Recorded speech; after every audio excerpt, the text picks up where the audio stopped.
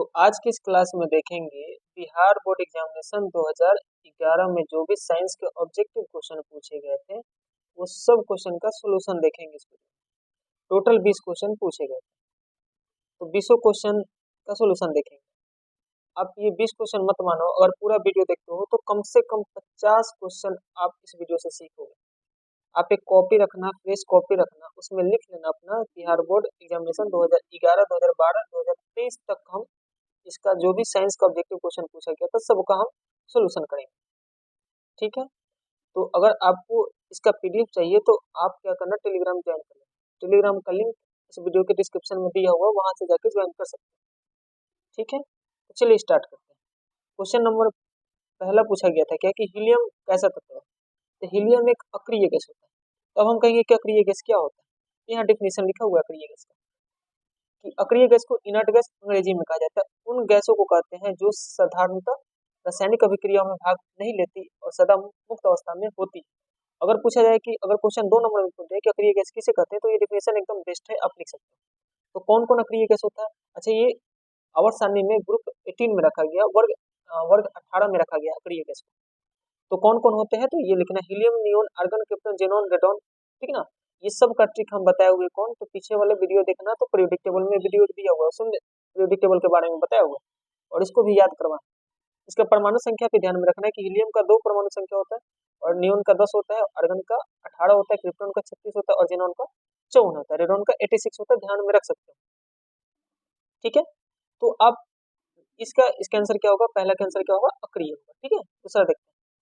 अच्छा, यही पे दिया हुआ है कि ये इसको जीरो ग्रुप 18 को कहा जाता है, ग्रुप 18 को या ग्रुप समूह 18 को कहा जाता है, जीरो समूह भी कहा जाता है, या इसको इनर्ट गैस या नोबल गैस भी कहा जाता है। ठीक ना, यहाँ लिखा हुआ 17 को हेलोजन कहा जाता है, हेलोजन फैमिली कहा जाता है, हेलोजन वाला समूह कहा जाता है। ये ग्रुप प्रथम होता है, इसको कहता है क्षार धातु कहता है। ग्रुप दूसरा का जो होता है वर्ग दूसरा होता है, उसको क्षारीय मृदा धातु कहता है। तो टोटल आधुनिक आवर्त सारणी में टोटल वर्ग पूछा जाए तो कितना होगा, तो 18 होगा। वर्ग मतलब ग्रुप, टोटल ग्रुप कितना होगा, 18 होगा। अब पीरियड पूछा जाता तो पीरियड को आवर्त कहते हैं, तो टोटल कितना होता है, 7। कैसे याद करा है, पीछे वीडियो देखना, दूसरा वीडियो उसमें बताया हुआ है पूरा बहुत अच्छे से। दूसरा क्वेश्चन में बोला गया कि जल में हाइड्रोजन तथा ऑक्सीजन की परमाणु संख्याओं का अनुपात है। यहाँ परमाणु संख्या नहीं, यहाँ परमाणु होना चाहिए था, परमाणु का अनुपात है।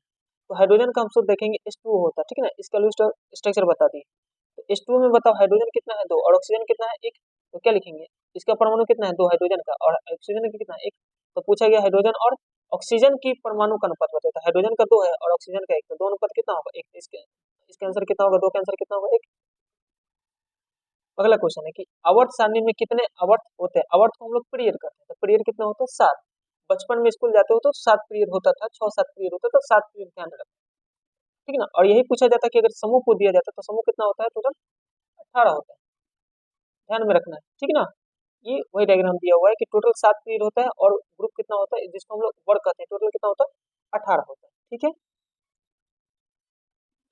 अगला क्वेश्चन है कि सिलिका क्या है, इस सिलिकॉन लिख लेना। ठीक है, सिलिकॉन क्या है, तो बताया है पीरियोडिक टेबल में कि सिलिकॉन एक उपधातु। ठीक है ना, अब इस सब का भी उपधातु, इसका परमाणु संख्या भी बताएं कितना होता है, तो टोटल कितना उपधातु है सब हम लोग याद कर लेते हैं। टोटल 7 होता है, सातों को याद करते हैं। एक होता है बोरोन, एक होता है सिलिकॉन, एक होता है जर्मेनियम, आर्सेनिक, एंटीमनी और टेलुरियम, और क्या होता है, पोलोनियम। इसको हम ट्रिक से भी याद कर रहे थे कि बस गैस टीपो।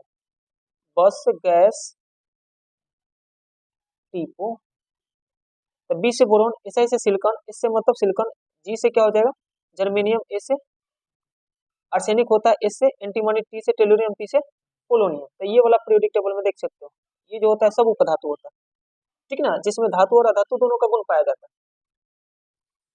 तो इसका आंसर क्या हो जाएगा, सिलिका क्या है, उपधातु है, ये बता दिए। ठीक ना, उपधातु है तो ये सी होगा इसका आंसर। टोटल उपधातु का भी बता दिए। OH क्रियाशील मूलक किसका है, तो अल्कोहल का क्रियाशील मूलक OH होता है। ठीक ना, तो इसका आंसर क्या होगा, अल्कोहल। कीटोन का क्या होता है, CO होता है। अल्डिहाइड का CHO होता है। ठीक ना, तो तीनों का याद रखना। अल्कोहल में क्या होता है, OH होता है। ये सब दिया हुआ है, आप याद कर सकते हो। अमीन होता है, NH2 को अमीन कहा जाता है। ठीक ना, ये भी आधार में। प्राकृतिक में ऑक्सीजन का संतुलन कैसे बना होता है, तो प्रकाश संश्लेषण से बना होता है। अब एग्जाम में पूछा जाता है कि प्रकाश संश्लेषण किसे कहते हैं, तो डिफिनेशन आप लोग याद रखें। यहाँ प्रकाश संश्लेषण का समीकरण बताया, समीकरण से भी क्वेश्चन पूछा गया या बैलेंस करने के लिए दे देता है। ये देखिए, ये 6 कार्बन डाइऑक्साइड और 12 H2O और क्लोरोफिल और सूर्य के प्रकाश की उपस्थिति में ये पौधे होता है ग्लूकोज बनाता है और ऑक्सीजन बाहर उत्पादित करता है और जल को भी जल का निष्कासन करता है। तो हम याद किए थे कि छह, अच्छा कार्बन परमाणु संख्या सी का कार्बन का कितना होता है 6, तो 6 कार्बन डाइऑक्साइड याद रखेंगे और 12 बाल्टी पानी याद रखना कि पेड़ पौधा भोजन बनाता है तो 6 कार्बन डाइऑक्साइड और 12 बाल्टी पानी, और उसमें वही पौधा भोजन बताता है जिसमें क्लोरोफिल उपस्थित होता है, ठीक ना, ठीक ना, और उसमें सूर्य का प्रकाश भी चाहिए तो ग्लूकोज बनाता है, ग्लूकोज का भी सूत्र पूछ लिया जाता है तो C6H12O6 होता है, C6H12O6 लिखा होता है और ये ऑक्सीजन उत्पाद के तौर पे निकलता है और जल भी बाहर निकलता है। तो पूछा जाता है, ये भी क्वेश्चन पूछा गया कि प्रकाश संश्लेषण के लिए कौन कौन सामग्री चाहिए पौधों को। एक तो कार्बन डाइऑक्साइड चाहिए, एक क्या चाहिए, जल चाहिए, क्लोरोफिल चाहिए और क्या चाहिए, सूर्य का प्रकाश। अब कभी कभी ऑप्शन में दे देता है ऑक्सीजन, तो ऑक्सीजन इसको नहीं चाहिए, ऑक्सीजन तो उत्पाद के तौर पर निकालता है। तो सामग्री ये रहा, 4 चीज याद हो गया होगा। ऑब्जेक्टिव में याद हो, ग्लूकोज का भी सूत्र पूछा गया, ठीक ना, और कहा था उत्पाद के तौर पे क्या निकलता है, तो ग्लूकोज और कार्बन डाइऑक्साइड ऑक्सीजन बाहर निकलता है। तो अगला क्वेश्चन देखते हैं, पौधों में श्वसन क्रिया के अंतर्गत एडीपी के टूटने से कितनी ऊर्जा मुक्त होती है, तो ये तो याद करना 3.5 किलो जूल पर मोल ऊर्जा मुक्त होती है, ठीक ना, ध्यान में रखना। मानव हृदय में कितने कोष्ठ होते हैं, तो टोटल 4 कोष्ठ होते हैं, बायां लिंब दायां लिंब, बायां निलय दायां निलय, ठीक ना, तो 4 चेंबर कहा जाता है, कोष्ठ को वेशम कहा जाता है इसको, ठीक ना। तो यहाँ देख लेते हैं, इसका आंसर हो जाएगा तो डी, ये दिया हुआ कौन, तो दायां लिंब, ये रहा बायां लिंब। हम लोग का ये इधर इधर दाहिना है, लेकिन हार्ट के लिए क्या होगा, बायां हो जाएगा, तो उधर जाके देखोगे तो ये सही है, दायां लिंब और बायां लिंब, और ये क्या हुआ बायां निलय, और ये क्या हुआ दायां निलय, ठीक ना, ध्यान में रखना।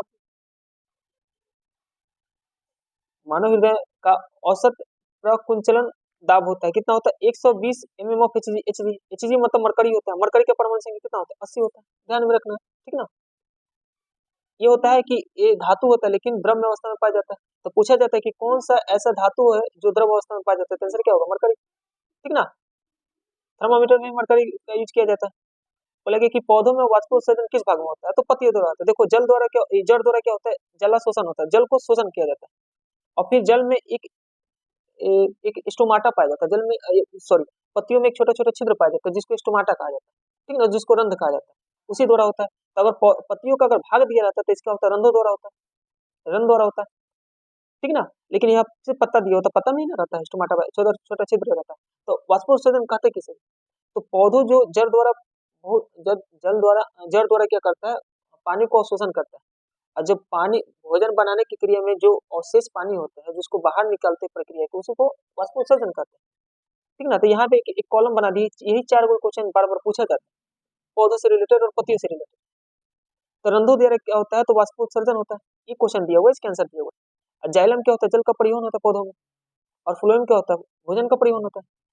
और जो मूल रोम होता है, ठीक ना, उसका क्या होता है, जल का अवशोषण होता है, जो जड़ द्वारा क्या होता है, जल का अवशोषण होता है। अब इसको कैसे याद करें, जाइलम, जाइलम का नाम ही लग रहा है कि जल द्वारा है, तो जाइलम मतलब जल, तो जल का परिवहन होता है, परिवहन मतलब एक स्थान से दूसरे स्थान तक सब जल पहुंचता है, किसके, तो जाइलम एक तरह का टिश्यू होता है, उत्तक होता है, पौधों में जो पाया जाता है, और फ्लोएम एक तरह का उत्तक होता है, ये दोनों में अंतर भी पूछा जाता है कितना बार। तो मतलब फ्लोएम क्या करता है, भोजन का परिवहन, तो फ्लोएम मतलब फल से संबंधित है, तो भोजन का परिवहन कौन करता है, तो फ्लोएम करता है। और बताओ रंध्रों द्वारा क्या होता है, वाष्प उत्सर्जन होता है, ठीक है। अगला क्वेश्चन देखते हैं कि कृत्रिम वृक्का के किन अपशिष्ट उत्पादों को रुधिर से अपोहन द्वारा पृथक करता है, तो नाइट्रोजनी पदार्थ को बाहर करता है, ठीक है ना। अब इस देखना कि वृक्का वृक्का को किडनी कहता है, किडनी का देखोगे फंक्शन देखोगे, कार्य देखोगे, तो सबसे पहले पॉइंट ये लिखा हुआ है कि रक्त में जितना भी अपशिष्ट पदार्थ होता है, नाइट्रोजनी पदार्थ होता है, विषैला पदार्थ होता है, उसको बाहर करता है, ठीक है। तो इसका आंसर क्या होगा ए। देखो यहाँ पे और लिखा हुआ किडनी का मुख्य कार्य पूछा जाता है, तो खून को शुद्ध करना, शरीर में पानी एवं क्षार का संतुलन कर पेशाब बनाना, ठीक ना, ध्यान में रखना। हाइड्रा में प्रजनन किस विधि द्वारा होता है, तो हाइड्रा में जब भी हाइड्रा तो याद रखना मुकुलन द्वारा होता है, ठीक ना। तो यहाँ पे बना दिया गया है डायग्राम, वहां से देख लें, हाइड्रा मुकुलन द्वारा अलैंगिक रूप से होता है, ठीक ना।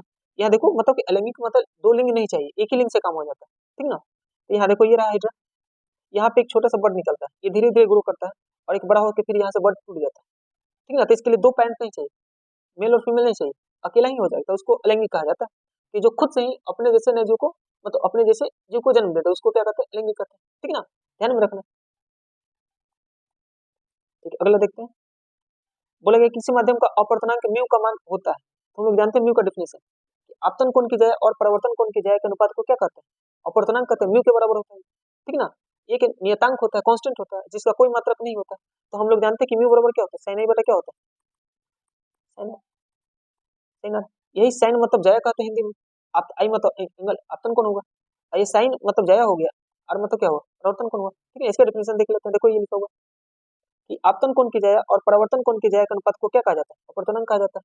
यह क्या होता है, नियतांक होता है, इसका कोई मात्रक नहीं होता है। कितना बार क्वेश्चन पूछा गया। और एक याद रखना, आवर्धन का भी कोई मात्रक नहीं होता, आवर्धन में क्या होता है, मात्रक विहीन होता है। और अपवर्तनांक भी कितना होता है, मात्रक विहीन होता है। एक टेबल बनाए थे क्लास में, बताए थे टेबल बना के कि जल का अपवर्तन कितना होता है, 1.33 होता है सबका, वायु का क्या होता है 1.00 समथिंग होता है, ठीक ना। और निर्वात का क्या होता है, एक होता है, ध्यान में रखना। अपवर्तनांक का सूत्र क्या होता है, म्यू, म्यू कहा जाता है। म्यू बराबर क्या होता है, साइन आई बटा क्या होता है, है ना। अगला क्वेश्चन देखते हैं। बोला कि दाढ़ी बनाने के लिए कौन सा दर्पण उपयुक्त होता है, तो अवतल दर्पण उपयुक्त होता है।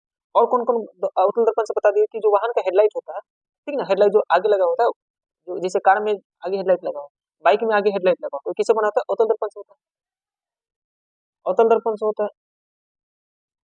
अगला क्वेश्चन, जो सेविंग दर्पण होता है, वही दाढ़ी बनाने के लिए, हजामत बनाने के लिए किसका प्रयोग, अवतल दर्पण का प्रयोग करता है। सौर भट्टी में भी अवतल दर्पण का प्रयोग किया जाता है, और सर्च लाइट में भी किसका प्रयोग किया जाता है, अवतल दर्पण का प्रयोग किया जाता है, ध्यान में रखना। उत्तल दर्पण का प्रयोग किया जाता है, जो साइड मिरर में लगा रहता है, बाइक चलाओगे तो बगल पीछे देखने के लिए जो साइड मिरर लगा रहता है, उसमें भी क्या कौन सा दर्पण रहता है, उत्तल दर्पण रहता है। याद रखना, उत्तल जब भी उत्तल आ जाए तो प्लस इसको ध्यान में रखना। तो उत्तल दर्पण हो या उत्तल लेंस हो, दोनों का फोकस दूरी क्या होता है, प्लस में होता है। अवतल बराबर क्या होगा, माइनस बराबर, अवतल अगर आता तो क्या होता है, माइनस होता है, या तो दर्पण हो या लेंस हो। तो अवतल दर्पण उत्तल दर्पण के बारे में बोला गया, तो इसका प्रयोग किया जाता है वाहन के पार्श्व दर्पण के रूप में किया जाता है, मतलब पीछे देखने के लिए। देखोगे कि ये जो वाहन में जो मिरर लिखा रहता है, उसमें छोटा सा व्हाइट कलर में लिखा रहता है कि object in the mirror are closer than they appear, ठीक ना। मतलब जो ऑब्जेक्ट मिरर में तुमको दिखाई दे रहा है, वो जितना दूर, मतलब जितना दूर दिखाई दे उतना दूर नहीं है, उससे कुछ ज्यादा ही ना दिखे, ठीक ना। एक छोटा प्रतिबिंब बनाते हैं, ध्यान में रखना। एक छोटा और सीधा प्रतिबिंब देख सकते हैं, ये ध्यान में रखना। अगला पॉइंट देखते हैं, स्पेक्ट्रम में किस रंग का किरण का झुकाव अधिक होता है। तो स्पेक्ट्रम मतलब वर्ण विक्षेपण देखते हैं, जब श्वेत प्रकाश एक प्रिज्म से गुजरता है तो 7 रिंगों में विभाजित हो जाता है, उसी क्रिया को क्या कहते हैं, इस पे वर्ण विक्षेपण कहते हैं, ठीक ना। तो देखो यहाँ पे लिखा हुआ ये रहा प्रिज्म रहा, ये ग्लास प्रिज्म रहा, ये सनलाइट सनलाइट मतलब श्वेत प्रकाश, ठीक ना। श्वेत प्रकाश यहाँ प्रिज्म से टकराया, 7 कलर में विभाजित हो। तो सबसे ज्यादा दूर कौन भागे, मैक्सिमम डिवीजन, डिवीजन मतलब विचलन, मैक्सिमम विचलन किसका हुआ, वायलेट का, बैंगनी का हुआ।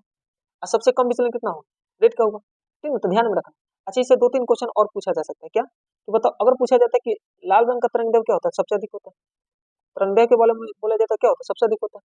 हम लोग जानते हैं फॉर्मूला की स्पीड ऑफ लाइट सी बराबर क्या होता है, लैम्डा गुना क्या होता है, एफ होता है। तो लैम्डा इनवर्सली प्रोपोर्शनल कितना हुआ, व्युत्क्रमानुपाती किसके हुआ था, फ्रीक्वेंसी के हुआ। तो फ्रीक्वेंसी क्या होता है, आवृत्ति होता है, ठीक ना। एक सेकंड में कितना बार फ्रीक्वेंसी, मतलब कितना बार उसका टाइम, मतलब एक बराबर वन अपन टाइम पीरियड होता है, वहां से भी ध्यान रख सकते हो, ठीक है। देखो, तो अब यहाँ से 4-5 क्वेश्चन पूछा गया है और पूछा भी जाता है, तो याद रखना क्या। एक तो फ्रीक्वेंसी, आवृत्ति, आवृत्ति कैसे मतलब क्या होता है, आवृत्ति कैसे मतलब हर्ज होता है, एच जेड लिखा जाता है इसको, ठीक ना। और होता है लेमडा, जो इसका तो हम वेवलेंथ, वेवलेंथ के लिए मापते हैं, ठीक ना, तरंगदैर्घ्य कहा जाता है। तो सब कौन रंग का सबसे अधिक तरंगदैर्घ्य होता है, तो लाल रंग का। और सबसे कम किसका होता है, बैंगनी। लेकिन आवृत्ति में उल्टा हो जाएगा, आवृत्ति लाल रंग का तरंगदैर्घ्य तरंगदैर्घ्य अधिक होता है, लेकिन आवृत्ति क्या होगा, सबसे कम। और अब वायलेट का क्या होगा, बैंगनी का सबसे तरंगदैर्घ्य सबसे कम होता है, लेकिन आवृत्ति क्या होगा, सबसे अधिक, ठीक ना। तो ये ध्यान में रखना, इसे क्वेश्चन पूछा जाता है।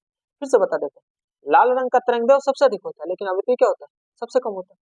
और बैगनी बैगनी रंग का तरंगदैर्घ्य सबसे कम होता है, लेकिन आवृत्ति क्या होता है, सबसे अधिक होता है। अगला क्वेश्चन देखते हैं, विद्युत फ्यूज विद्युत धारा के किस प्रभाव पर काम करता है, तो उसमें प्रभाव पे क्या काम करता है, बहुत ज्यादा गर्म हो जाते हैं, उसके बाद टूट जाता है, ठीक है ना। ध्यान में रखना कि विद्युत धारा का उसमें प्रभाव पे, विद्युत फ्यूज विद्युत धारा का उसमें प्रभाव पे काम करता है। अगला क्वेश्चन, किसी कुंडली का प्रतिरोध ज्ञात करने के लिए सूत्र होता है, तो हम ओम के नियम में जानते हैं, V बराबर क्या होता है, I गुना R। तो हमको प्रतिरोध, प्रतिरोध कैसे मतलब क्या होता है, ओम होता है, ओम को हेडफोन जैसा बनाता है, ठीक ना। और विद्युत धारा आई हुआ विद्युत धारा क्या क्या होता है, ऐसे मतलब एम्पियर होता है। अभी का क्या होता है, वोल्ट होता है, ठीक ना। तो यहाँ से हमको निकालना क्या, प्रतिरोध, तो आई को डिवाइड करना पड़ेगा, तो V बटा I बराबर क्या होगा, R। यहाँ से याद रखना था, क्या कहीं दिया हुआ है, R बराबर V बटा I दिया हुआ, R बराबर V C में दिया हुआ है, इसमें तो उल्टा दे दिया, ये तो होता नहीं है, ये भी नहीं होता, माइनस में तो होता नहीं है। आप टेबल से याद कर सकते हैं क्या, देखो इसमें से तीनों में से कोई निकालना हो, एक अब याद रखना कि V बराबर क्या होता है, I गुना R होता है। अगर तुमको R निकालना है तो देखो V बटा क्या कर दोगे, V बटा I कर दोगे। अगर तुमको I निकालना है तो V बटा क्या कर दोगे, R कर दोगे। यहाँ से याद कर सकते हो, ठीक है ना। अगला क्वेश्चन देखते हैं, डायनोमो में किस प्रकार की धारा प्राप्त की जाती है, तो याद रखना कि दोनों धारा प्राप्त की जाता है, दृश्य धारा भी और प्रतिवर्ती धारा भी प्राप्त की जाती है। अगला क्वेश्चन, डायनेमो करता क्या है, यांत्रिक ऊर्जा को किसमें बदलता है? विद्युत ऊर्जा में बदलता है, ध्यान रखना। अगला क्वेश्चन देखो, बोला कि डेंगू उत्पन्न करने वाला मच्छर किस जल में रहता है? तो साफ जल में थोड़ी थोड़ी ना रहेगा, किस जगह रहता है? तो गंदा जल, जहाँ भी गंदा जल हो जाता है वहां पे डेंगू मच्छर उत्पन्न हो जाते हैं, ज्यादातर बरसात में होता है।